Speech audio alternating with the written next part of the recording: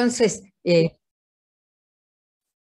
para retomar un poquitito, simplemente quería recordarles a todos, ¿sí? Que hablamos primero, antes de empezar a hablar acerca del Islam, de qué era Arabia preislámica. Y dijimos que había judíos, que había cristianos, que había árabes que eran politeístas, que eran nómades, que los judíos que vinieron sí se radicaron como sedentarios en algunos oasis, en el Hiyaz y en el sur de Arabia, y que también estaban las tribus de los nabateos, y hablamos de los catanitas que se consideraban descendientes de Noé, etcétera. Pero era todo eso para ubicarnos en que sí estaba Arabia completamente habitada por tribus que eran nómades y también eran idólatras y que rendían culto a ídolos y también a piedras, una de las cuales era la famosa piedra negra.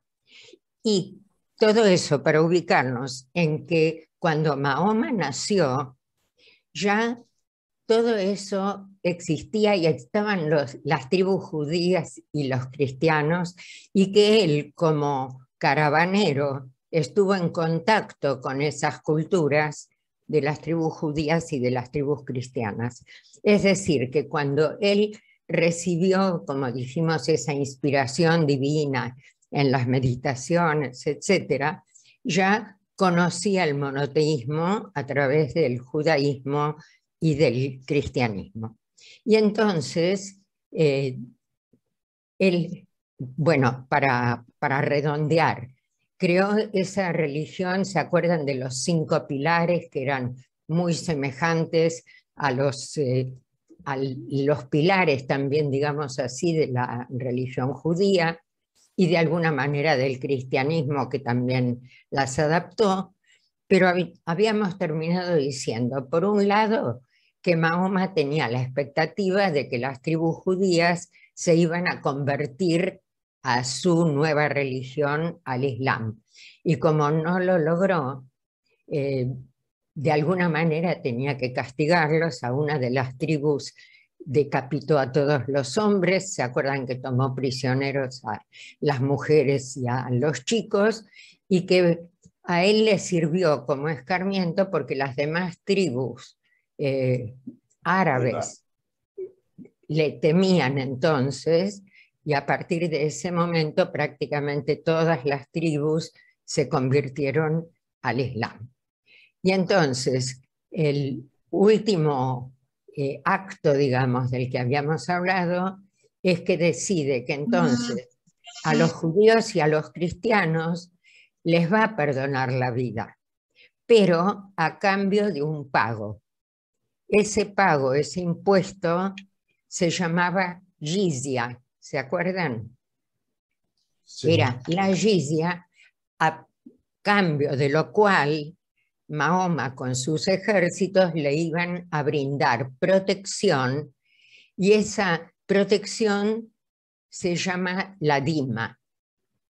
Es decir, el impuesto se llama jizya, la protección se llama dima, y dimi es el adjetivo calificativo de cada judío o cristiano que eran protegidos. Y se acuerdan que lo último que dijimos era que para que se distinguieran de los demás tenían que llevar un símbolo, un signo. Los judíos, un pedazo de tela ¿de qué color? Amarillo. Amarillo, como mucho más tarde, muchos siglos después, adopta Hitler en Alemania, pero los cristianos tenían que usarlo de color azul.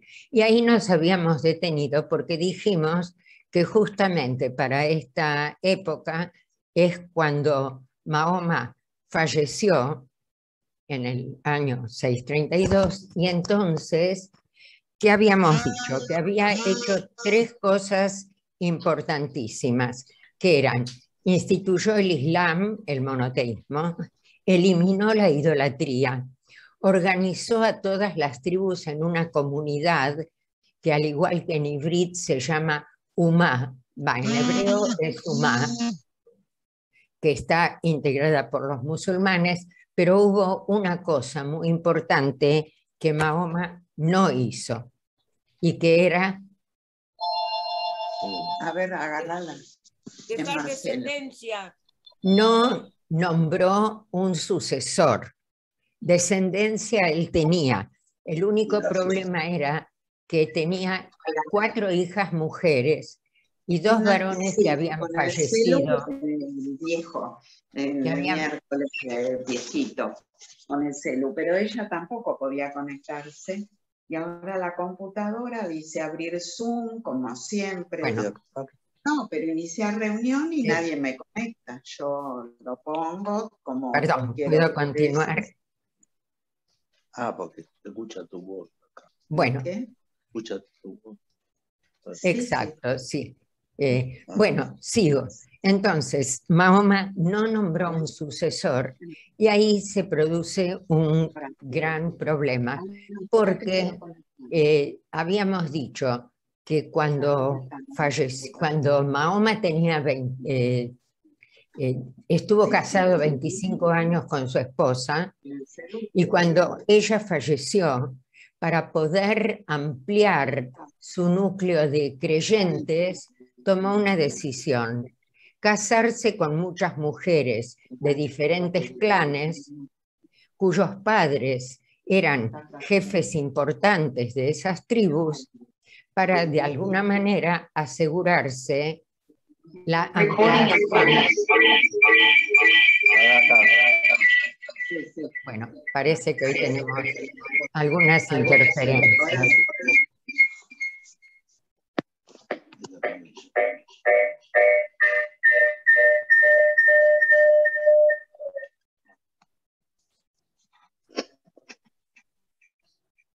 Por favor, los que tengan el audio habilitado, desactívenlo. Bueno, sí, porque me gustaría adelantar un poco. Bueno, cuando murió Jadilla, entonces dijimos que se casó con muchas mujeres. De 13 de ellas conocemos los nombres, están mencionadas. Y los padres de 2 de ellas también querían ser califas herederos de Mahoma, pero también tenía 2 hijas, mujeres, que se habían casado con 2 personajes importantes, uno Ali y el otro Othman, es decir, que había 4 aspirantes al califato, 4 aspirantes a ser herederos de Mahoma. La cuestión es que el que se impuso fue el papá de la esposa favorita. Se llamaba Abu Bakr y era el papá de Aisha, que era la esposa favorita. Cuando Mahoma murió, ya el califato de Mahoma abarcaba prácticamente casi toda la península arábiga, pero con sus continuadores, es decir, Abu Bakr, etcétera, que después enseguida vamos a ver el orden, empezó la guerra que, ¿cómo se llama la guerra santa de los musulmanes? Yihad. La yihad, exactamente. Entonces, acá tenemos, primer califa era Abu Bakr, que les dije, creo que con eso habíamos terminado, que fue el único que terminó sus días y falleció de muerte natural, porque los otros 3, los 3 fueron asesinados. El segundo califa era Omar, que era el padre de su otra esposa. El tercero que lo continuó era Othman, que era uno de sus yernos. Y el cuarto recién fue Ali. Pero ustedes mismos me habían dicho que posiblemente el que más derechos tenía a continuarlo era Ali, no solo porque era el esposo de Fátima, de la hija mayor de Mahoma, sino que además, ¿qué más tenía? ¿Se acuerdan? Tenía 2 hijos varones. quiere decir que a través de Ali ya la continuidad por hombres estaría asegurada.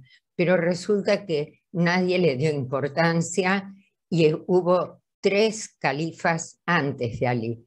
Cuando a Othman lo asesinaron, aprovechó la oportunidad Ali con sus seguidores y entonces hubo una batalla porque igual siguieron luchando por la continuidad. Entonces hubo una batalla de Siffin que fue la que dividió la comunidad musulmana en 3 grupos, que son los que ustedes conocen o tal vez no a todos, y que perduran hasta hoy en día. Es decir, que en realidad el primer motivo de lucha entre ellos era por la continuidad, por la herencia. Entonces acá dice que el vacío de poder fue aprovechado por los partidarios de Ali, y eso también lo dijimos, que lo nombraron califa y que el partido o facción en árabe se dice Shiat. Shiat Ali quiere decir el partido o facción de Ali, de donde procede el término Shia o chiitas. ¿Estamos? Hasta acá tenemos un grupo de chiitas.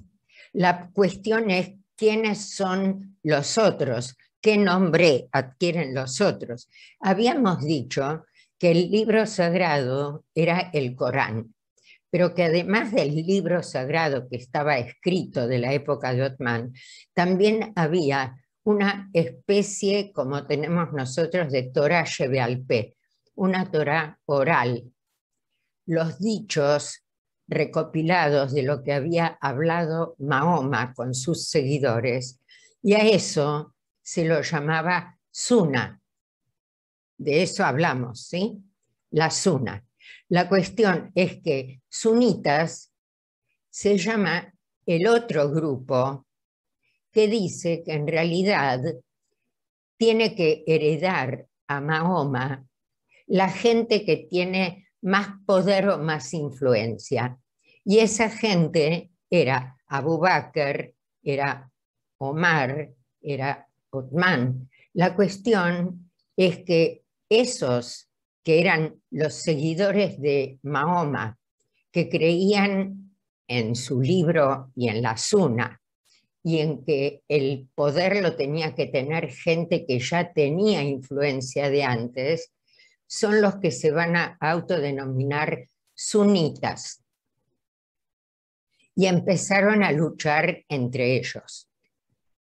Porque Ali ya tenía, dijimos, los 2 hijos que eran los nietos, mientras que la Sunna estaba en manos de la esposa favorita y de un cuñado de Mahoma, que se llamaba Muawiyah. Ahora, yo no pretendo que se acuerden de todos los nombres. Por ahora tenemos 2 grupos. Los chiitas, que son los que dicen que los descendientes por sangre de Mahoma tienen que ser los califas, que son los chiitas, y los que dicen que no, que tienen que ser los continuadores los que tienen mayor poder e influencia, y que son los sunitas. La Sunna está compuesta por los hadices de los cuales ya hablamos.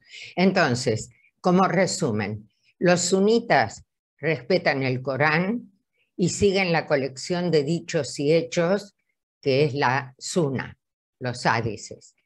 Y parten de la idea que la autoridad religiosa la tienen que ostentar los compañeros de Mahoma, por tanto son seguidores de los primeros califas, de Abu Bakr, de Omar y de Othman. Hasta hoy en día, que se calcula que hay 1.500 millones de musulmanes en el mundo, se considera que el 90% pertenecen a esta comunidad de fieles que se llaman sunitas. Pero si pasamos entonces a otra palabra, que seguramente que la escucharon, La cuestión es si entendemos de qué se trata. ¿Qué es un imán? ¿Imán o imán? Bueno, para los sunitas, el imán es una persona que lidera las tefilot, es decir, las plegarias y las oraciones. No solo en la mezquita, porque nosotros por ahí tenemos tefilot en el cementerio, tenemos tefilot en fiestas, etcétera, etcétera. Entonces, el que lidera, y ni siquiera tiene que tener un título para eso, es una persona, eso sí, que tenga más conocimiento del Corán y de la Sunna y de la tradición profética, que sea de buen carácter y dirige las tefilot y las oraciones. Pero para los chiitas es un poco diferente. Entre los chiitas, el término imán, aparte de que tiene que ver con el guía de la comunidad, ¿sí?, y que tiene que ser un líder de la comunidad o de la umma, los imamíes consideran, escuchen bien esto, que Alá nombró en su momento a 12 imanes, llamando imanes a los profetas. Es decir, que se acuerdan de la lista: Noé, Abraham, Moshe, Jesús, Mahoma, eran imames. Lo que pasa es que a esta altura, 11 de los imanes, ellos ya los tenían catalogados y sabían quiénes eran, pertenecían a esa lista conocida. Pero, según ellos creen, hay uno que está oculto, que todavía no se presentó, que va a llegar alguna vez, como el Mashiach, que va a llegar alguna vez, pero mientras tanto, hasta que ese imán venga para guiar a los seres humanos, necesitan alguna guía temporal. Y esa guía temporal, entonces, la tienen ciertos estudiosos. Los más estudiosos de la doctrina islámica se convierten en representantes de ese imán en la tierra. ¿Me expliqué? ¿O está muy confuso? Nehama, a mí me parece, no sé cómo explicarlo, pero me da la sensación que hay como muchos paralelismos entre esto y el judaísmo. Bueno, Dina, justamente no estuviste en la clase pasada. No estuve en la clase pasada. Por eso, toda la clase pasada nos estuvimos refiriendo a ese paralelismo. Ok. Inclusive, los 5 pilares del Islam se corresponden. Por ejemplo, uno es la declaración de fe, que es el Shema Israel, Adonai Eloheinu, Adonai Echad. Después, ¿alguien se acuerda de los otros pilares del Islam? Uno era la tefilá, otro era el ayuno. Es decir, ellos tienen el mes de Ramadán, pero nosotros también tenemos nuestros ayunos. Claro. Y también ¿qué era el Hajj? El camino. El Hajj es la peregrinación. La peregrinación, que nosotros teníamos los 3 días de peregrinación, Pesach, Shavuot y Sukkot, y ellos tienen una peregrinación a la Meca por lo menos una vez en la vida. Es decir, todos los paralelismos que también los copió el cristianismo, pero que después los adaptó. Y lo mismo estaba pasando con esto. Así que gracias, porque de alguna manera nos hiciste recordar lo que estuvimos charlando la vez pasada. Pero como quiero continuar, entonces, para los chiitas, los imanes de ellos no son solamente líder político, sino que, según ellos, tienen un conocimiento sobrenatural, que son capaces de ofrecer la correcta interpretación en los asuntos de religión y están más cerca de Alá que cualquier otra persona. No vayan a creer que están unidos. Los chiitas también se dividieron en muchos grupos, pero nosotros conocemos algunos de los grupos y esos líderes se llama ayatollah. ¿Les suena? Sí. Bueno, y el ayatollah Khomeini, que lo conocemos, que gobernó Irán desde 1979 hasta que murió en el 89, la palabra ayatollah significa signo de Alá. Es decir, como ese imán oculto todavía no se presenta, mandó, por ejemplo, a un ayatollah, que es el que representa los signos de Alá. Ahora, los intérpretes tiene que ser gente muy estudiosa y los llaman ulemas. Ulema quiere decir los que tienen conocimiento, los que saben, y los que estudian en la madrasa. Y Dina enseguida va a decir también la midrashá. Porque en la midrashá, claro, el Beit HaMidrash es la madrasa. Entonces, esos intérpretes, ellos los llaman ulemas o mulás. No mulas, sino mulás. Bueno, por lo menos pongámosle el acento.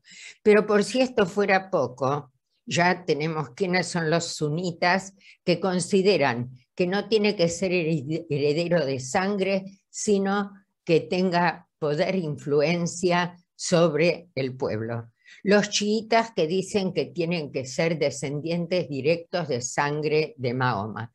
Y aparece un tercer grupo, que tal vez no lo hayan ni escuchado nombrar, que son los jarillitas, que sostienen que ni esto ni lo otro.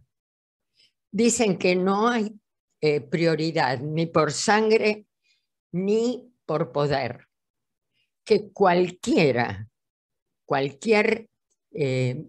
musulmán puede llegar a ser califa siempre y cuando sea reconocido como el mejor de los musulmanes, y dice que la comunidad, la umma es la que tiene que elegir al califa, y no los poderosos, ni los notables, ni también por vínculos sanguíneos tampoco. Y que si un califa no cumplía bien con su función, había que matarlo. Por ejemplo, Alí, que era el yerno, el último de esos 4 califas, lo asesinó un jarillita, porque según él, Alí había hecho un pacto con el cual no estaban de acuerdo y directamente lo mataron.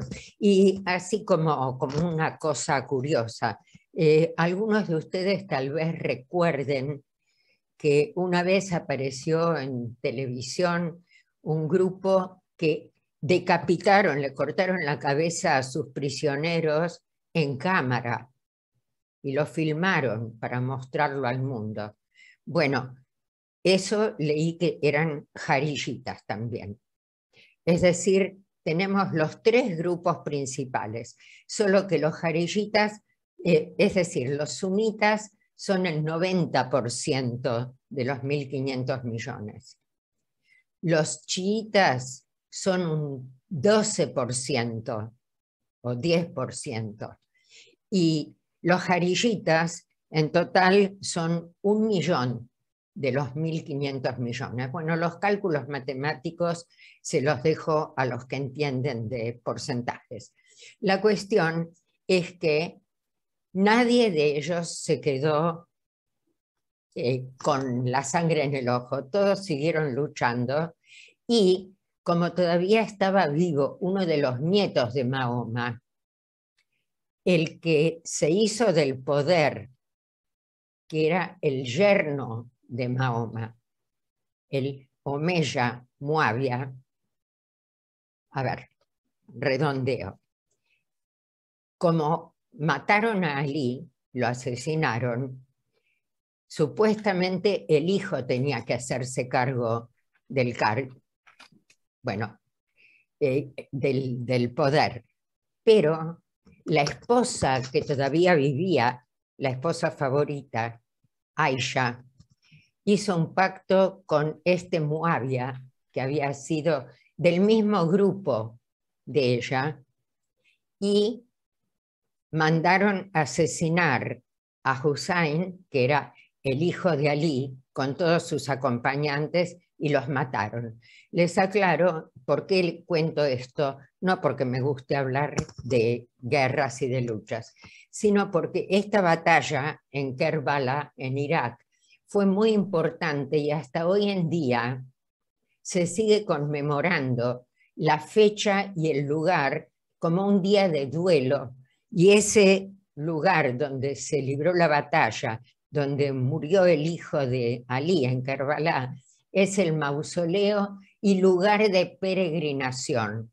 Ya que estábamos hablando de lugares de peregrinación, este es otro lugar de peregrinación hasta el mausoleo del nieto de Mahoma en Kerbala, en Irak. Y el Día de la Muerte es un día de duelo nacional que se conmemora en Irak. Ahora, hasta ahora vimos que todo era una lucha por la sucesión, pero pasaron más de 1000 años y con el tiempo muchas cosas fueron cambiando dentro de la religión. Entonces ya la ruptura no era solamente política, sino que también en lo religioso hubo cambios. ¿Alguno de ustedes se acuerda de quiénes eran los caraítas? Sí. Porque los caraítas era una de las tribus perdidas. Sí, no de las tribus perdidas. Es una facción del pueblo judío que no quiso aceptar la Gemara y el Talmud. Claro, toda la palabra escrita, la Torah Shevistav, ¿no? Exactamente, exactamente. Y una ruptura de ese tipo es lo que se estableció también en el Islam. ¿Está claro? Es decir, con el correr de los siglos, muchas cosas fueron cambiando entre un grupo y el otro, y hoy en día ya hay cosas imposibles de superar, es decir, chiitas y sunitas son enemigos irreversiblemente. Pero igual siguieron luchando y siguieron expandiéndose en la lucha esa que ustedes dijeron que se llama la yihad, y poquito a poco, como para que tengan una idea de lo que era la yihad, pudieron llegar hasta el río Indo, es decir, hasta la India por el este, y por el oeste pasaron conquistando todo el norte de África y penetraron en España. Hay muchas cosas que ustedes ya saben y que yo no voy a insistir en eso, pero el imperio musulmán en aquella época, el califato omeya, es decir, el que continuó, bueno, digo algo más, los primeros 4 califas tuvieron un nombre, los llamaban los rectos, los justos, entonces se lo llamó califato ortodoxo y siguieron conquistando todo, es decir, desde la India, como dije recién, hasta España. Los únicos que los detuvieron era cuando cruzaron los Pirineos y quisieron penetrar en Francia, y eso ustedes también lo estudiaron en la escuela secundaria. Los detuvo Carlos Martel, Carlos el del martillo o la maza, que era el abuelo de Carlomagno, que fue el rey posteriormente. Carlos Martel los detuvo, por lo cual se transformó en una figura heroica dentro del cristianismo porque no los dejó avanzar. para ir resumiendo, durante la época musulmana estaban organizados políticamente de la siguiente manera. El califa era la máxima autoridad de todo el imperio. En cada provincia, por así decirlo, había un visir que era el primer ministro. En cada provincia había un emir. Los jueces se llaman Qadi y el tesorero real era el diwan. Me gustaron estas palabras porque muchas de esas las escuchábamos en los cuentos de las 1001 noche.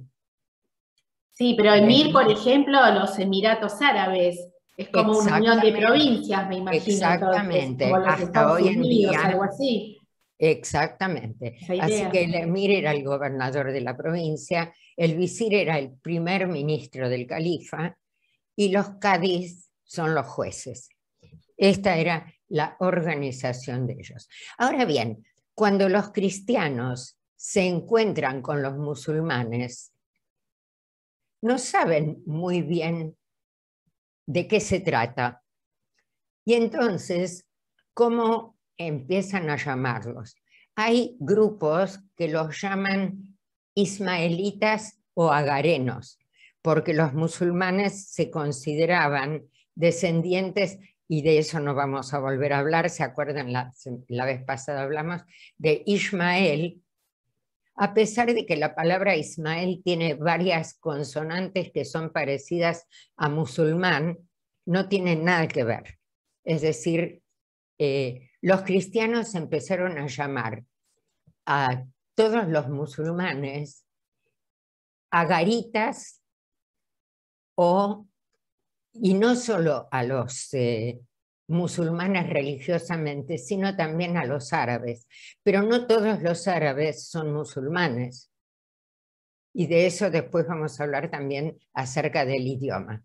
Entonces, habíamos dicho la vez pasada que el término musulmán no se usó hasta los últimos siglos. ¿Cuál era la otra palabra que se usaba? Era mahometanos, o la ley de Mahoma. Este dibujito que puse acá era simplemente para recordar que ya que tenemos cuentitos nuestros de la Torá, que cuando los hijos de Jacob, quisieron deshacerse de su hermano Yosef, lo vendieron a una caravana. Y esa caravana también transitaba por estos lugares que nosotros estamos mencionando en estas charlas, y que la tribu que lo compró y que lo llevó a Egipto eran ismaelitas. Así que se nos van mezclando todas las dos religiones, o casi diría las tres. Acá tenemos que Abraham con Sara, a través de su hijo Isaac y de su hijo Jacob, va a ser el padre de los Benei Jacob o Israel. Pero Abraham, con su otra esposa Agar, tiene a un hijo Ismael. Pero según la Torá,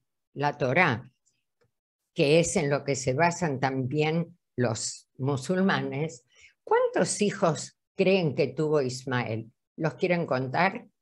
¿O casualidad? 12 seguramente. Exactamente. ¿Por qué 12? Porque van a ser las tribus que van a dar origen a los musulmanes. Ese número 12 siempre aparece. ¿Se acuerdan que recién mencioné que 12 eran los imanes que Alá mandó, uno de los cuales era oculto? El número 12 se nos va a repetir. Pero también llamaban a los musulmanes con otro término que era sarracenos. Y sarracenos era un término, casi diría que era despectivo. Sarracenos llamaban los cristianos a esas tribus que ellos consideraban salvajes, y hay otras fuentes que dicen que sarraceno viene de un término griego, sarraquenos, y que este está copiado del árabe y que quiere decir orientales. Así que tenemos que los cristianos llaman a los musulmanes en principio agarenos, sarracenos etc. Y volvemos al mapa. ¿Por qué volvemos al mapa? Porque en principio dije que cuando mataron a Alí y mataron también al hijo de Alí, y no quedó ningún descendiente por la rama de lo que consideraban los chiitas, los sunitas se hicieron del poder. Y ese cuñado de Mahoma, que antes les mencioné, era un general que había conquistado Siria. Entonces instaló su capital en Damasco. ¿Hasta acá está claro? Sí. Es decir, tuvimos los primeros 4 califas, que eran los Rashidun, que eran los califas ortodoxos, y después de eso, un descendiente sunita, Muawiyah, que había sido general de Mahoma y estaba como gobernador en Siria, se hizo dueño del poder e instaló el califato que llamó Omeya, porque no voy a volver ahora, ¿se acuerdan del árbol genealógico? Pero Umayya era uno de los ascendientes de Mahoma también. Se llamaba el califato Omeya, capital en Damasco, en Siria, y durante más o menos 100 años el califato Omeya era una genialidad que iba desde Egipto hasta Irán, desde la India hasta España, etcétera, etcétera. Así que tenemos durante estos 100 años el enorme califato Omeya. No es que quiera que se acuerden de todo, pero vamos a ir repasando. De repente, no vamos a hablar todo esto, no se asusten. De repente aparece un descendiente de la familia de Mahoma. ¿Se acuerdan ustedes que había un tío de Mahoma que se llamaba Abbas? Abu Abbas. Bueno, un descendiente de ese tío de Mahoma, que se llama también, todos los nombres se repiten, Al-Mansur. Bueno, si les suena, todas son casualidades. Al-Mansur funda, conquista, vence a los omeyas y construye una nueva ciudad. La ciudad, ¿se acuerdan de la palabra Medina? Sí. De la ciudad de Yatrib, que era Medina al-Nabi, el país del profeta. Bueno, él construye una nueva ciudad capital, que es Medinat al-Salam. ¿Qué quiere decir Salam? Como Shalom, la paz. Exactamente. Entonces sería Ciudad de la Paz. Entonces construye una nueva capital, traslada la capital desde Damasco a esta ciudad que en árabe la llama Bagdad, ¿sí? Y cambia de nombre el califato, porque antes un descendiente de Umayya o Umayya eran los omeyas, pero este que era descendiente de Abbas, ¿quién escuchó o quién se acuerda cómo se llama el califato posteriormente al Omeya?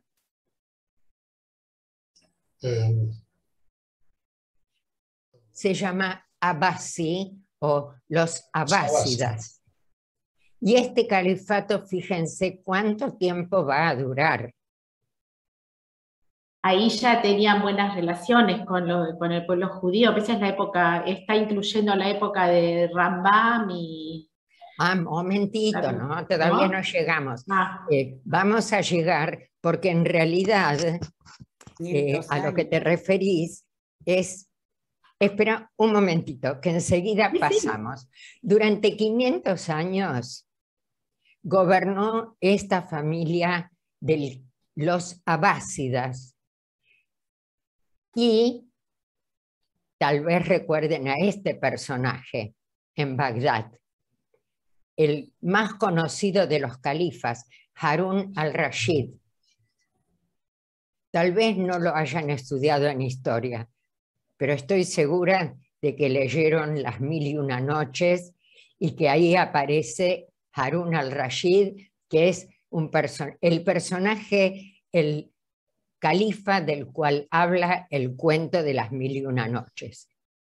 Así que fíjense, pero por si esto fue, yo siempre digo por si esto fuera poco, también surge en el norte de África otro grupo que se separó y que eran también descendientes, a ver, si se llama califato fatimí, ¿de quién eran descendientes?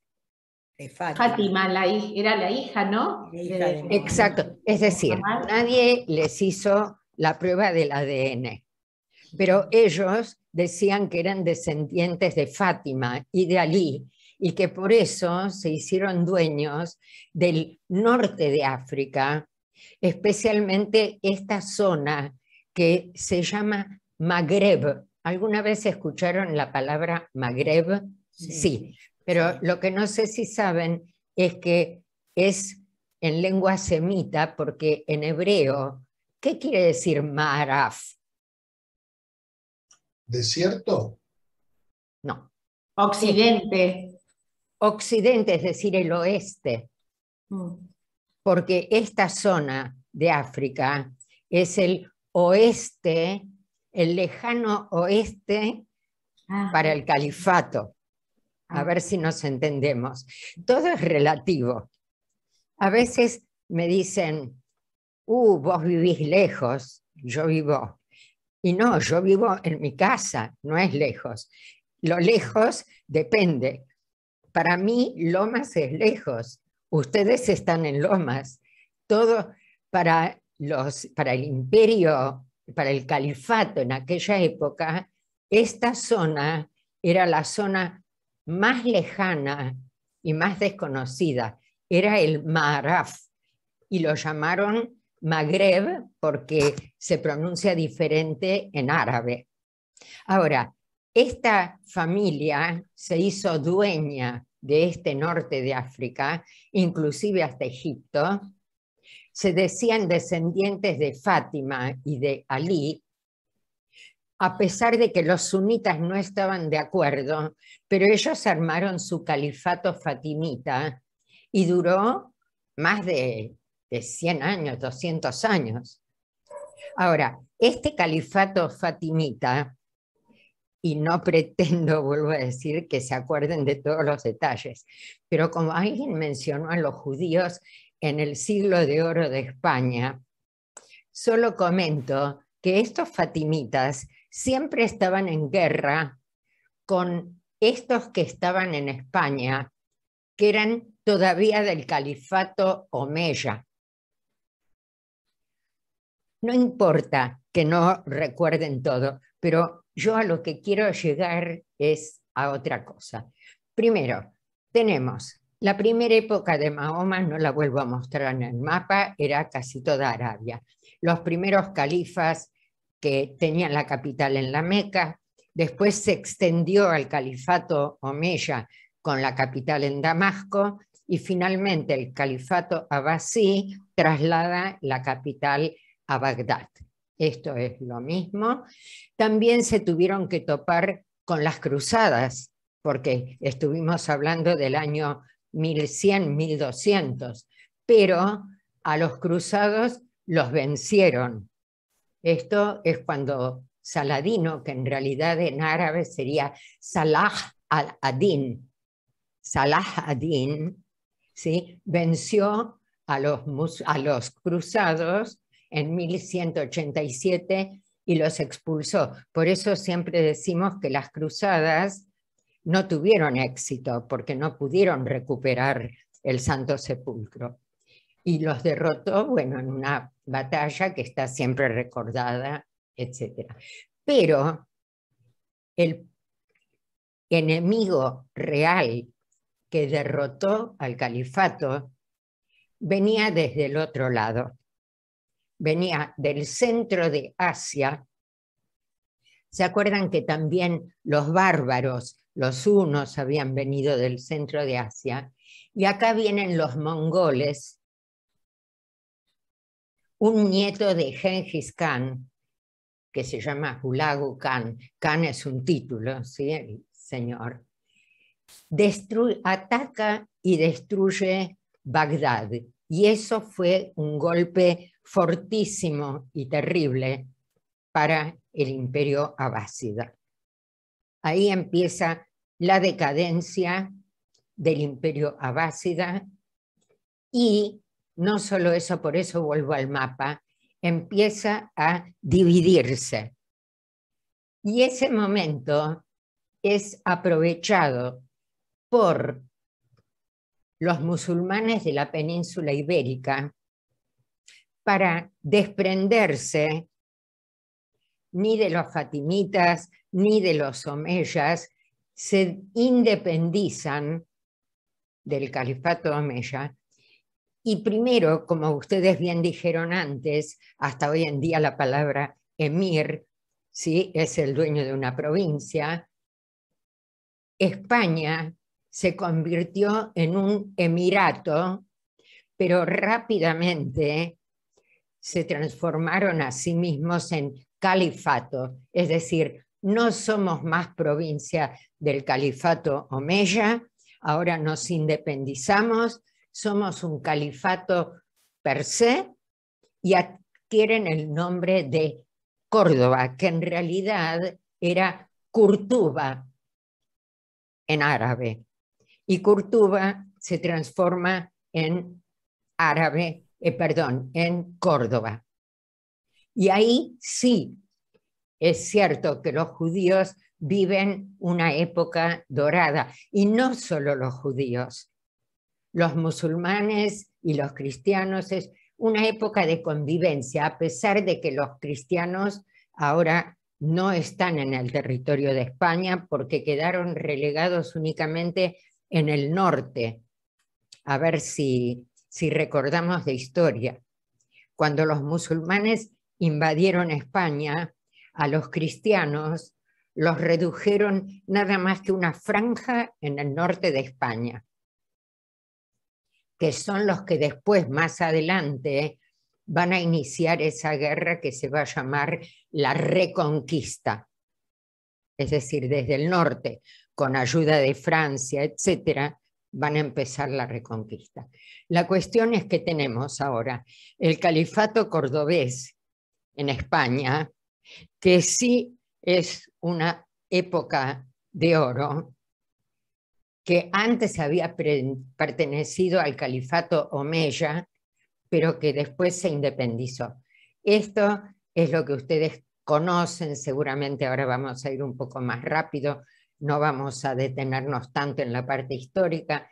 Esto es la arquitectura de Córdoba, de Granada, del califato de Córdoba, es decir, de España. El Patio de los Leones, la Alhambra, etcétera, etcétera. Todo esto tiene que ver con la cultura musulmana en España.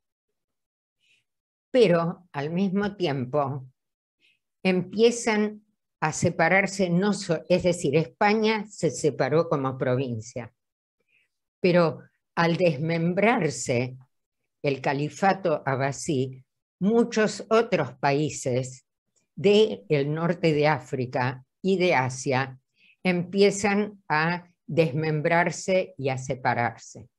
Y así empiezan a nacer las naciones que actualmente son naciones árabes conocidas en el norte de África y en el Medio Oriente.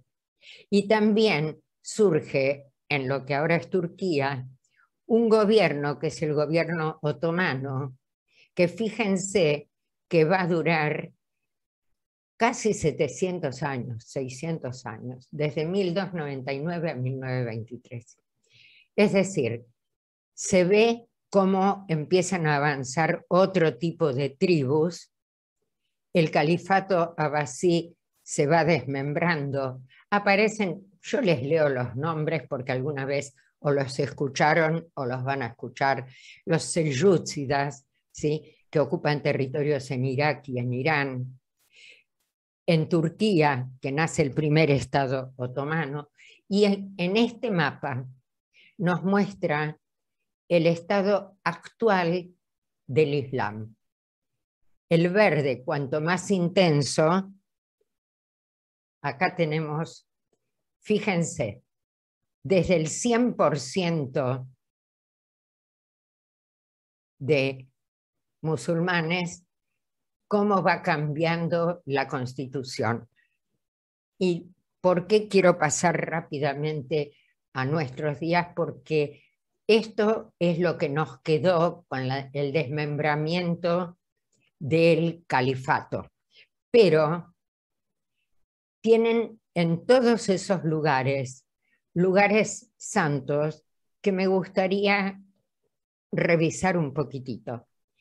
Por ejemplo, cuando dijimos que Mahoma se escapó de la Meca, se escapó a una ciudad que se llamaba Yatrib y que después le cambiaron el nombre porque se transformó en la ciudad que dio albergue a Mahoma. ¿Se acuerdan de eso, sí? Y que se llamaba después Medinat al-Nabi. Bueno, en esta ciudad, en Medina, tenemos Masjid. ¿Qué querrá decir Masjid? No, es muy parecido al castellano. Masjid. ¿Como Mashiach? No, Masjid. Masjid. No sé. Es mezquita. Ah, mezquita. Masjid es mezquita. La mezquita del profeta, esta, que es la más grande de la ciudad, que está en Medina. Es una de las más grandes de Arabia. Masjid al-Nabi. Esta otra mezquita está en Irak. ¿Qué forma tiene? De la torre de Babel. Uno se... De la torre de Babel. Exacto, y enseguida vamos a volver a lo de la torre de Babel, por otra cosa. ¿Esta la conocen?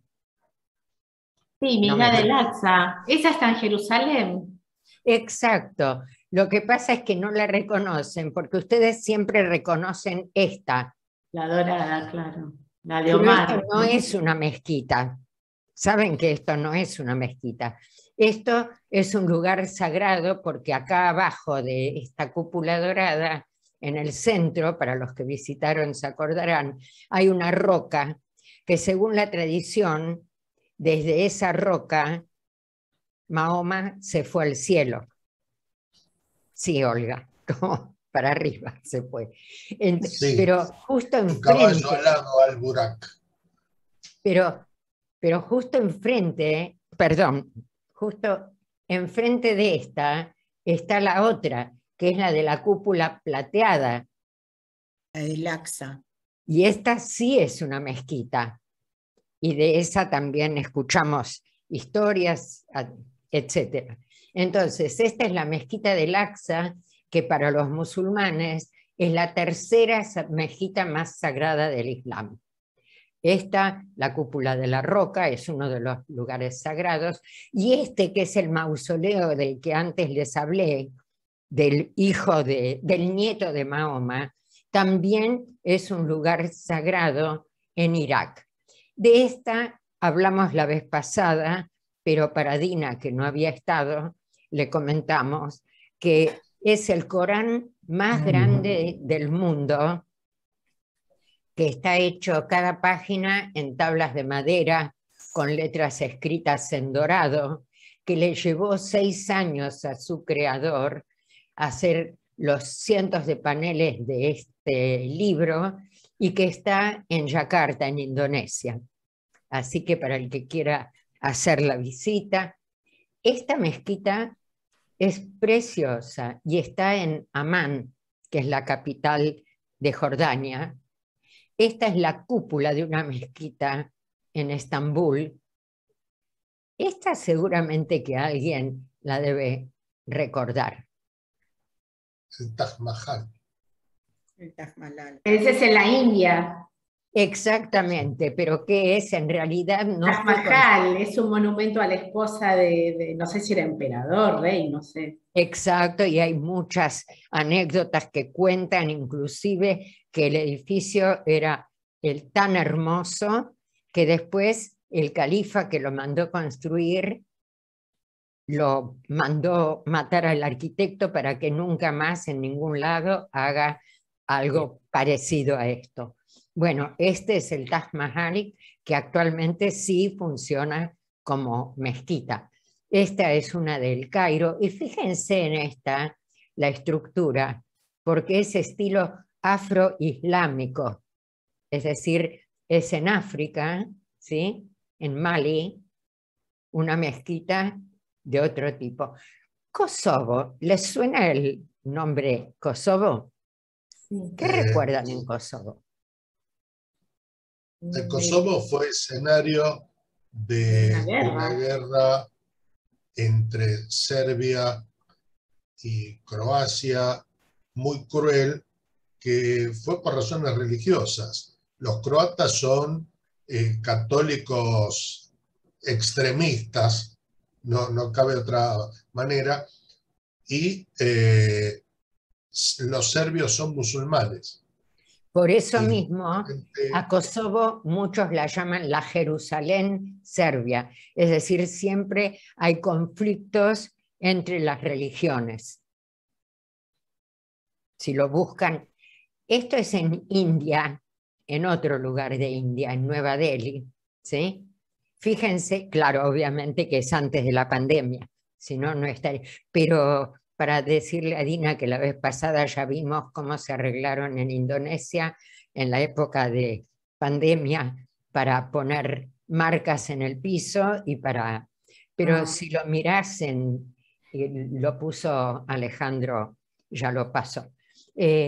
Los derviches, que tal vez no los hayan escuchado nombrar, pero que son mendigos o religiosos mendicantes, es decir, muy pobres, lo que llaman en árabe fakir, es decir, que pasan hambre, ayunan 2 o 3 veces por semana.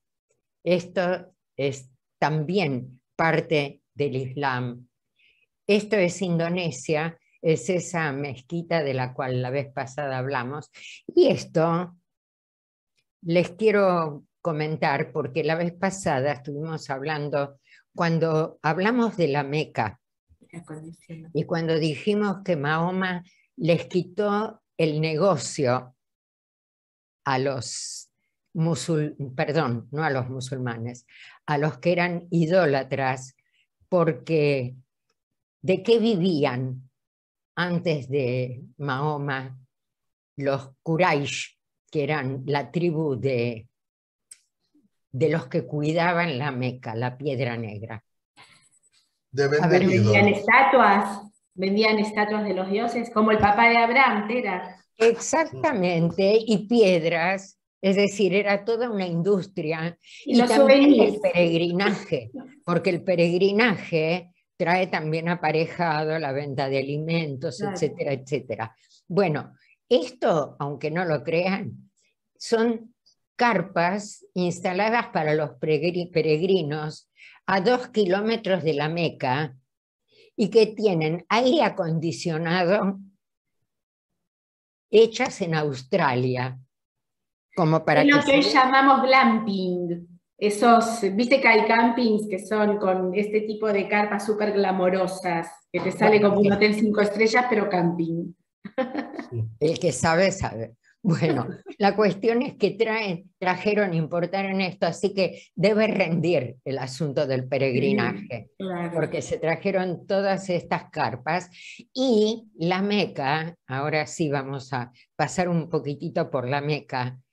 La Meca que al principio, esto es como un crecimiento, la Meca que al principio, como vimos el otro día, era un agujero negro ahí en el medio del desierto y que estaba alrededor, para los que se acuerdan, había 6 tribus, una anfictionía de 6 tribus que eran idolátricas, pero ahí vivían Bueno, fue creciendo, porque Mahoma lo único que hizo fue transformar lo que había en la Meca para sus necesidades. En la Meca ya había una piedra negra que era adorada por los peregrinos.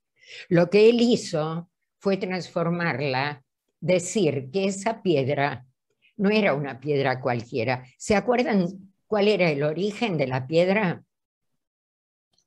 Se entiende que es parte de un meteoro. Dicen que es parte de un meteoro, pero en la tradición musulmana dicen que era una piedra del Gan Eden, del paraíso. Sí. Que en la época del diluvio, el arcángel Gabriel la llevó al cielo para que no se destruya con el diluvio, y después la volvió a bajar, ¿y a quién se la entregó? A Mahoma. A Mahoma. No, ¿a quién le entregó la piedra? A Noah. No, Noah vivió en el diluvio. Por favor, van a tener que repasar. Sí. ¿A Suerte que Jacob? está puesta online. ¿A Jacob? ¿Quién colocó de vuelta la piedra negra en la Kaaba? ¿Jacob? No, antes. Bueno, Abraham. Abraham. ¿Con quién? Con su hijo Ismael. Abraham con su hijo Ismael, porque Dina, según la tradición musulmana, Akeidat Yitzhak no era Akeidat Yitzhak. A quien Abraham tenía que haber sacrificado era a Ismael. Okay. Y porque ellos lo construyeron. Y en la Meca, al lado de la piedra negra, hay una piedra donde, según dicen, están las huellas de Abraham cuando vino a construir la Meca, la Kaaba, perdón. Sí. Y también hay una fuente donde tomó agua Ismael cuando Agar lo llevaba. Bueno, gente, perdónenme, pero me da pena que no se acuerden de eso, porque eso es lo que estructura esta charla. Es decir, sí. Al principio era una piedra que la tenían ahí resguardada, la tribu de Mahoma, que eran los Quraysh, y él después adapta todo al monoteísmo y la transforma en una piedra sagrada, no porque era un meteorito, sino porque el arcángel Gabriel se la había dado a Abraham, y Abraham con su hijo Ismael construyen, y hay una pared al lado del cubo de la Kaaba, que es la pared de Ismael, etcétera, etcétera. Si nos queda 2 minutos después volvemos, pero hoy, esto es hoy en día. ¿Y qué era Masjid? ¿Qué quería decir Masjid? Mezquita al-Haram es esta mezquita de la Meca, que acá vemos chiquitita el cubo, la Kaaba, pero alrededor se construyó una inmensidad de mezquita, y todos los millones de peregrinos que llegan, ¿sí? Esto es el edificio nuevo que lo rodea. Inclusive yo dije que les voy a mandar, para el que tenga ganas, ¿sí?, link para YouTube de cómo es la peregrinación, de cómo es el edificio por dentro, etcétera, etcétera. Esto es desde uno de los edificios que está orando frente a la Kaaba. Pero yo quiero llegar a algunas otras cosas. ¿Ven? Esto era, bueno, ahora no voy a volver a decirlo, el que quiere mira lo que Alejandro ya mandó, y dijimos que el Hajj es el peregrinaje que hay que hacer peregrinaje por lo menos una vez en la vida, pero el otro día vimos como una de las partes, porque vimos el plano de cómo está construida, que hay una línea que demarca como la largada, porque aparte de peregrinar, de viajar hasta la Meca hasta este lugar de la Kaaba, hay que dar ¿cuántas vueltas a la Piedra Negra? 7. 7 vueltas. 7 vueltas. Como la novia en la jupa. Exactamente lo mismo surgió la vez pasada, es decir, tienen que dar 7 vueltas sin detenerse alrededor de la Kaaba, si no, no cumpliste con el peregrinaje. Acá lo vemos con edificios modernos de la Meca actualmente. Esto yo les dije que les voy a mostrar fotos de cómo una vez por año lavan la kisba, que es lo que mejasé, lo que cubre, es decir, la cortina negra, la vuelven a colgar, y no solo que la vuelven a colgar, sino que la vuelven a coser, así que fíjense que es trabajo también de hombres, trabajo sagrado, coserla para que quede nuevamente en su lugar, y abajo sujetarla con esos aros dorados para que no se, que son estos aros dorados que están en la base de la Kaaba. Y esto es visto así como en Chample, la piedra negra de la Kaaba. Esto es como un corte longitudinal, y esto yo no sé cómo sacaron la foto, pero, o si es por el flash, pero estas son 3 fotos de la Piedra Negra, que muchos pensaban, o por lo menos dijeron, que creían que la piedra estaba adentro del edificio. No, la piedra está afuera, en una de las esquinas, ¿sí? Habíamos dicho que cada uno de los lados mira para otra ciudad, pero la Piedra Negra está aquí, y acá, como alcanzan a ver seguramente, está la puerta de entrada, que habíamos dicho que es de oro, que está cubierto por cortinas, y que hay una sola tribu que tiene la llave para entrar en este lugar, que no es como el Kodesh HaKodashim sagrado, que no se puede entrar nadie. Acá podría entrar cualquiera, pero cuando hay peregrinación siempre está cerrado el lugar porque no quieren que les arruinen el lugar. Así que no sé quién entra. Y además, fíjense la altura para poder subir a esta puerta. Pero yo quiero llegar a otra cosa. Acá entonces estamos con la Piedra Negra, etc. Antes ustedes mencionaron la Torre de Babel, pero la Torre de Babel, ¿con qué la relacionan? Babilonia. Con Babilonia. Sí, pero ¿cuál es la historia o pseudohistoria? ¿Cuál era el problema con la Torre de Babel? La confusión de las lenguas, ¿no? Exactamente, Dina. Y con eso tiene que ver ahora también Arabia.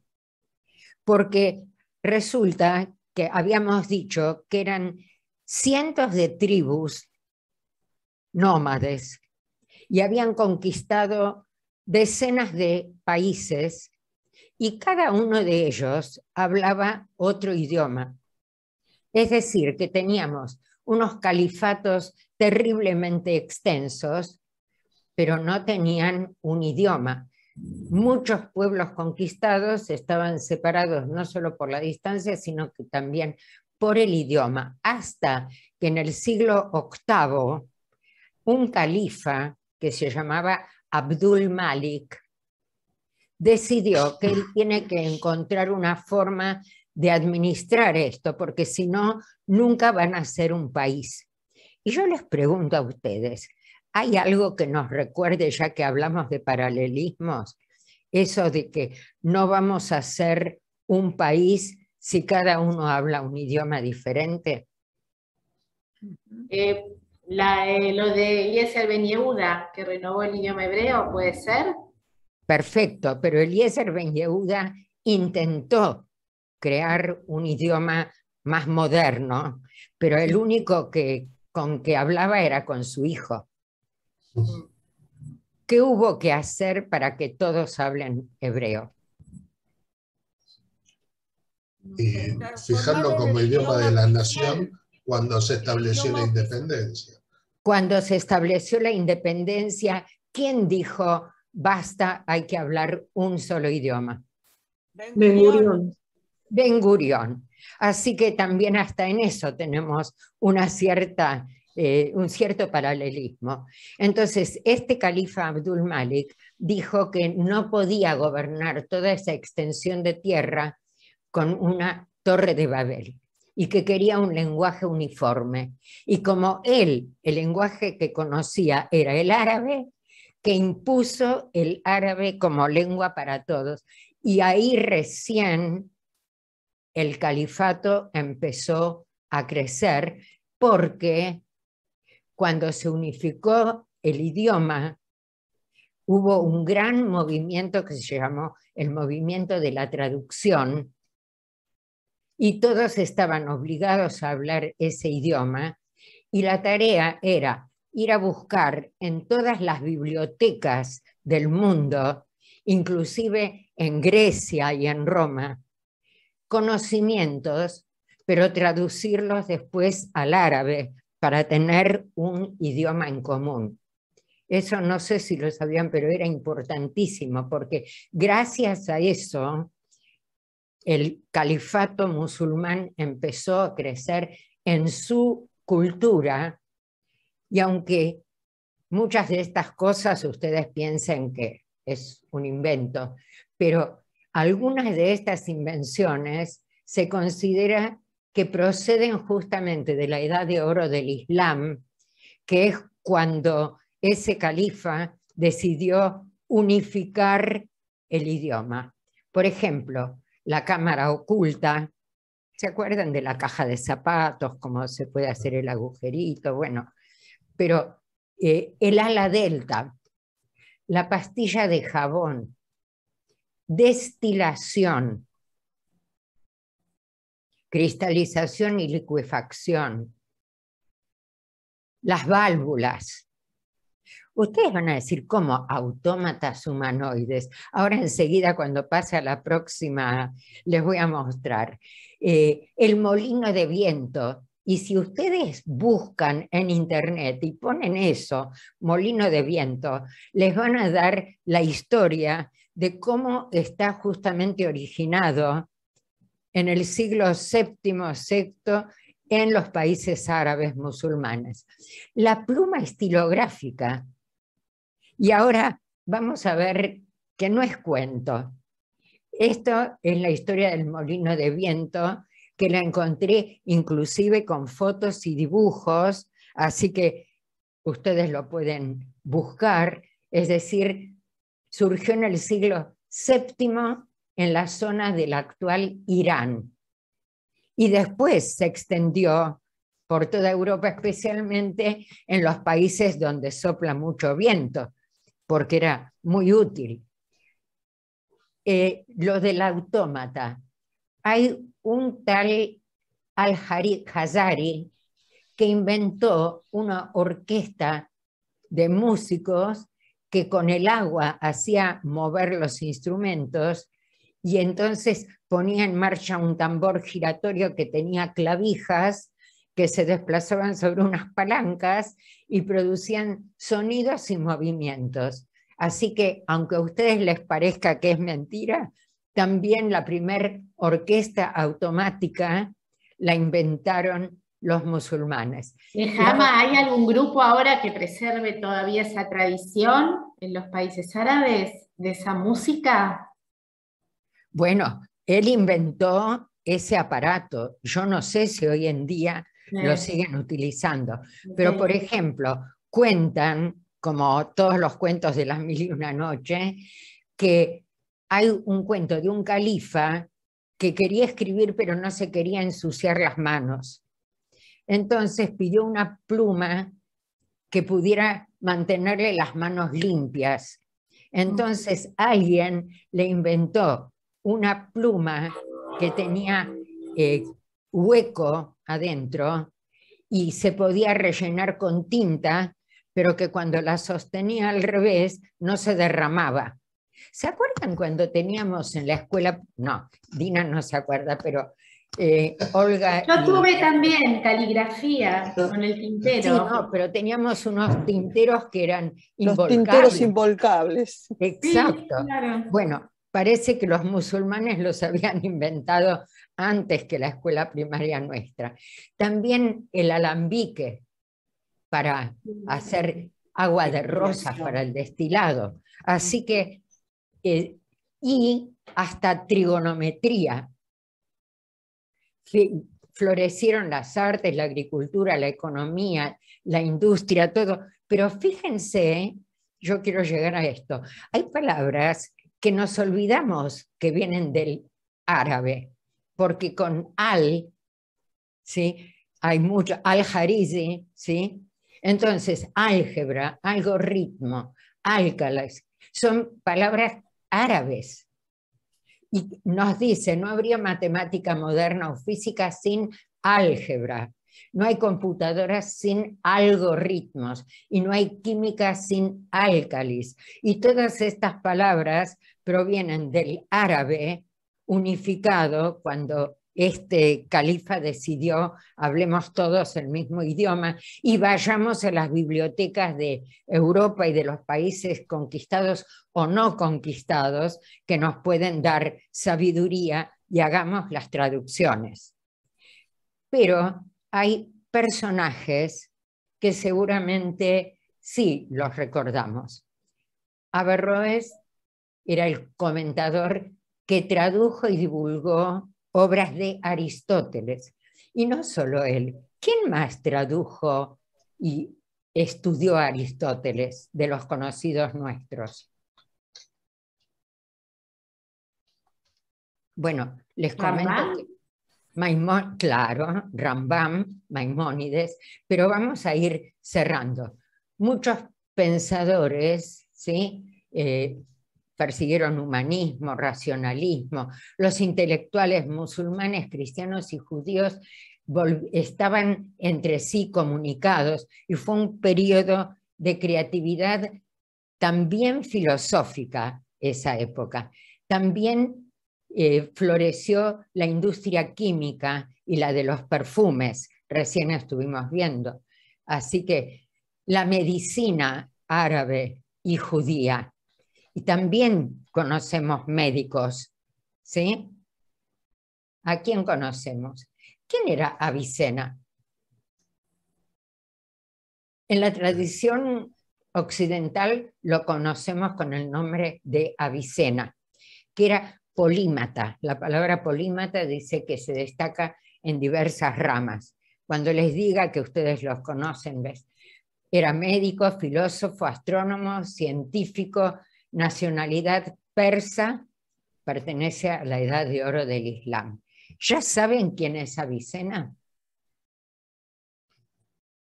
Tiene un monumento en Ankara, en Turquía. Los discípulos lo llamaban Sheikh al-Rais, el príncipe de los sabios, maestro por excelencia, o el tercer maestro después de Aristóteles y de Al-Farabi. ¿Todavía no saben?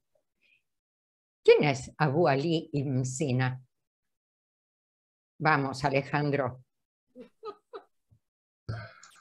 ¿Quién es Ibn Sina?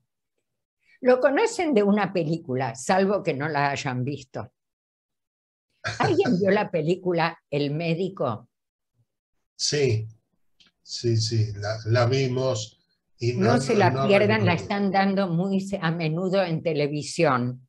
No me acuerdo Vale la en qué pena. canal. Pero El médico es una película. ¿Querés contar algo, Alejandro?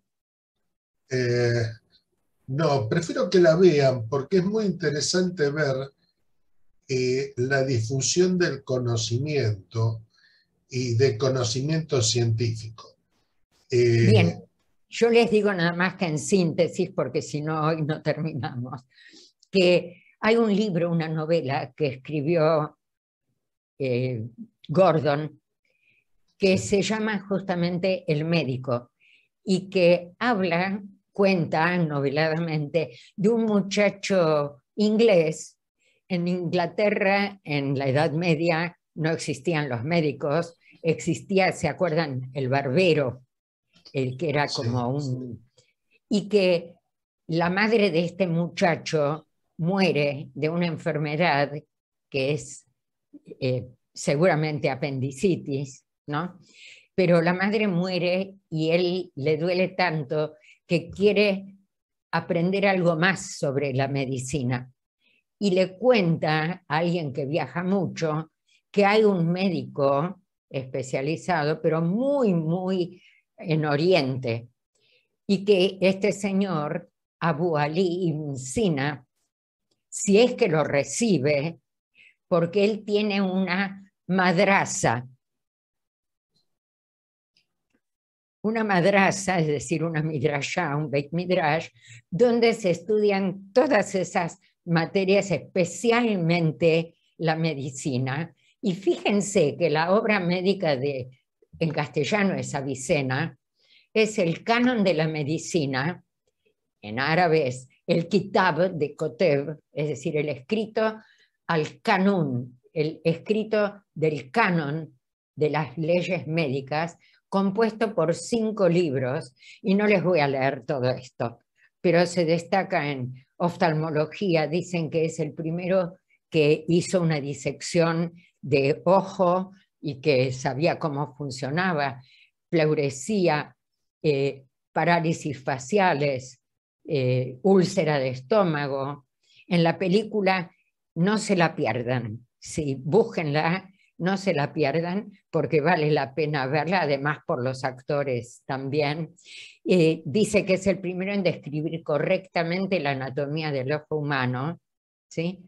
Y también es el primero en crear la hipótesis de que en el agua y en la atmósfera hay minúsculos organismos vectores de algunas enfermedades infecciosas. Es decir, COVID. Exactamente, exactamente. Todo eso sucede en una época que se llama la Edad de Oro de la cultura judía en Al-Ándalus. Alguien preguntó antes por el siglo de oro judío. En realidad, el siglo de oro de los judíos se dio en España, pero en la España musulmana. La España musulmana se llamaba, desde la Edad Media, los musulmanes la llamaban Al-Ándalus. Entonces, ahí es donde se desarrolló y donde vivieron también Maimónides y también grandes poetas, etc.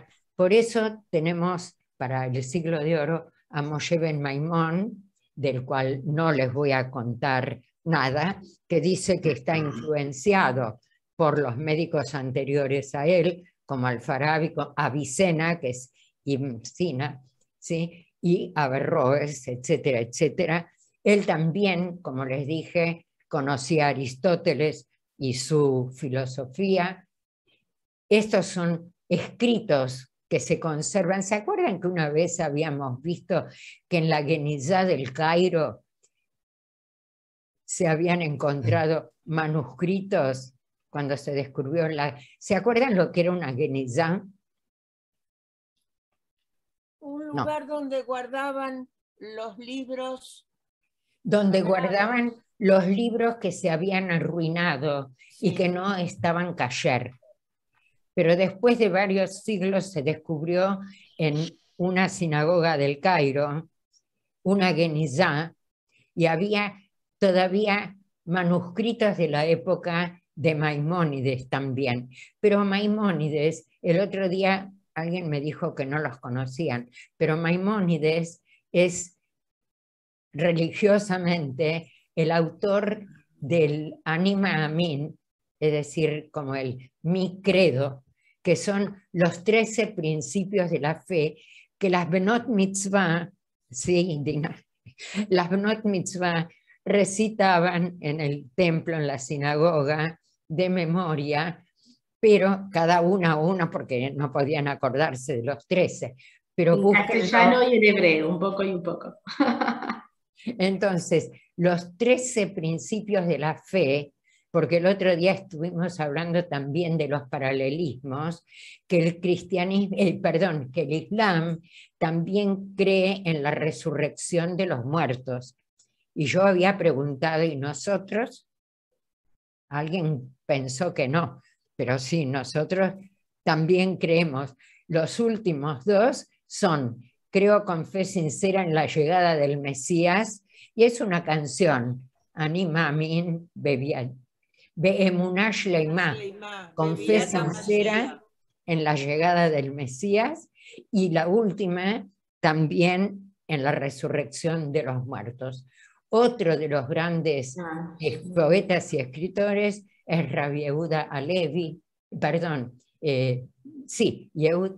De él también habíamos hablado una vez cuando hablamos de canciones, cómo se le cantaba a Israel en la antigüedad, y dijimos en todos los idiomas, aún en árabe, porque él le escribió Libi Bamizraj, es decir, mi corazón está en Oriente y yo estoy en Occidente. ¿Cómo puedo yo disfrutar de mi vida si no puedo llegar a ver el país que añoro?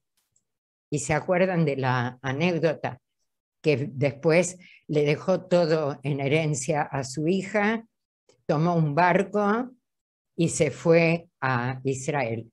¿Y qué pasó cuando llegó? Los musulmanes lo mataron. Son anécdotas que se cuentan, pero para ir terminando, tenemos al otro gran escritor y poeta que se llamó Shlomo Ibn Gabirol. Inclusive había una escuela que se llamaba Ibn Gabirol.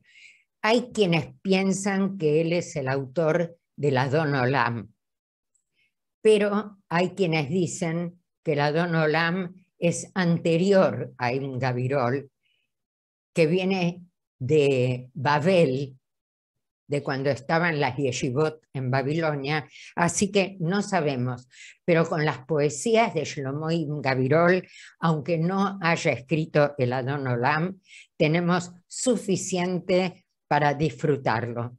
Y la parte de literatura, yo como Silvia es la profesora de literatura en Ivrit, le pedí que prepare en todo caso algún tema para las próximas clases. Así que la poesía se la dejo a ella. Muchas gracias por haberme acompañado y nos encontraremos alguna vez de vuelta. Espero que no haya sido demasiado tedioso, pero me pareció que justamente por todo lo que tenemos en común, el Islam teníamos que conocerlo. Muchas gracias. Entonces. A vos. Muchas gracias. Gracias. Muy bueno. Hasta la próxima. Bueno. Gracias. No, somos el 1% del total de los musulmanes nosotros. Sí. no, bueno, lo que pasa es que 1.500 millones, nosotros somos 14 millones, o 15 podemos decir. Pensá que en España hay solamente 25.000 judíos nada más. Sí. Bueno, los dejo pensando entonces. Veremos qué hacemos con nuestro Islam. Un beso muy grande a todos. Hasta la próxima. Muchas gracias. Gracias, Nehama. Chao. Un placer realmente. Gracias.